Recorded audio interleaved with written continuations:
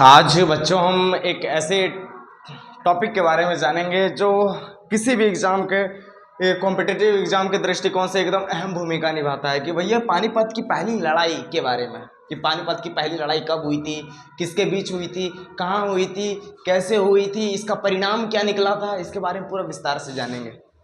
सबसे पहले हम एक स्पष्ट लाइन में समझिए कि पानीपत की पहली लड़ाई जो है 1526 ईस्वी में हुई थी।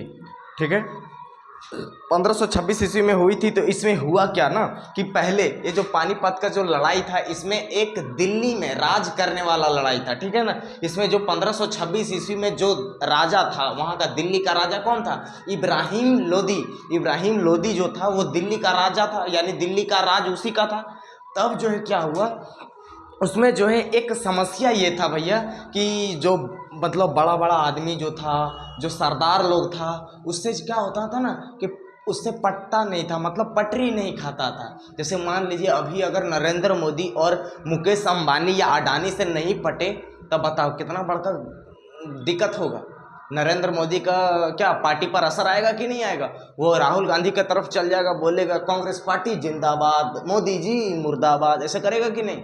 तब उसका खतरा में पड़ जाएगा उसका पार्टी। तब यही हालत ऐसा ही हुआ जब सरदार लोग, जब बहुत बड़ा बड़ा आदमी जो है, बिजनेसमैन जो है, वो इसलिए लड़ाई होता था ना उन लोग के बीच, इब्राहिम लोदी और सरदार लोग के बीच इसलिए लड़ाई होता था क्योंकि इब्राहिम लोदी देखो हम लिख देते हैं भैया,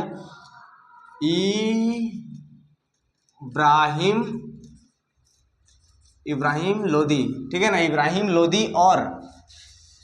लोदी और किसके बीच लड़ा गया था? बाबर के बीच। इब्राहिम लोदी और बाबर के बीच लड़ा गया था। ठीक है, अब जो है इब्राहिम लोदी क्या था ना, एक बहुत सख्त आदमी था, मतलब कि भैया जो कानून लागू कर दिया ना उस पर पूरा खरा उतरना, नहीं तो मार मार के हालत खराब कर देगा। अब देखिए अब वो आदमी, वो सब जो सरदार लोग था, बोला अरे तेरी तो हमारे बतिये नहीं मान रहा है, अब लगता है इसको हम टाट घाट लगाना पड़ेगा, कुछ ना कुछ करना ही पड़ेगा, नहीं तो ये हमको और बर्बाद करके रख देगा।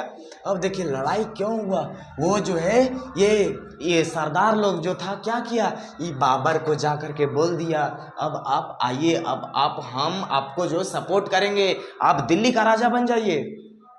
ये जो है बाबर पहले का कहाँ का शासक था? बाबर था काबुल का शासक, काबुल का शासक था, जो अभी वर्तमान में कहाँ पर है? अफगानिस्तान में है। कहाँ पर है? अफगानिस्तान में है। ठीक है, अभी जो है अफगानिस्तान में है, वो पहले काबुल का शासक था।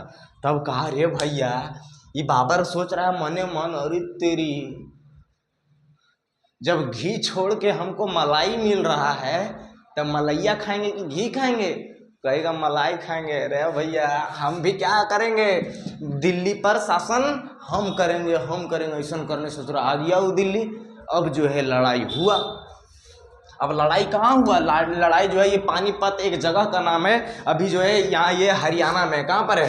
ये हरियाणा में है, हरियाणा में अब ये पानीपत है। तो यहाँ पर जो है कब हुआ था? 1526 ईस्वी को।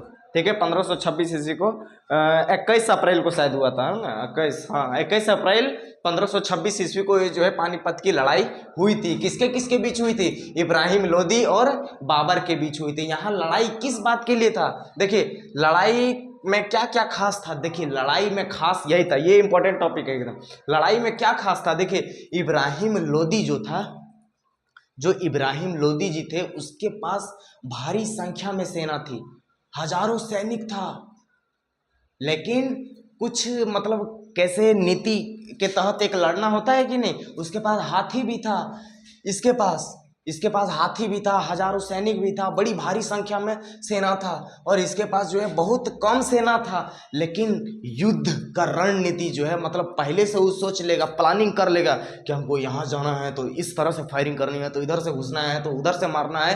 अगर पहले से करके रखेगा ना तो देखिए निशाना चुकता नहीं है, एकदम मारेगा तड़ा देगा एकदम।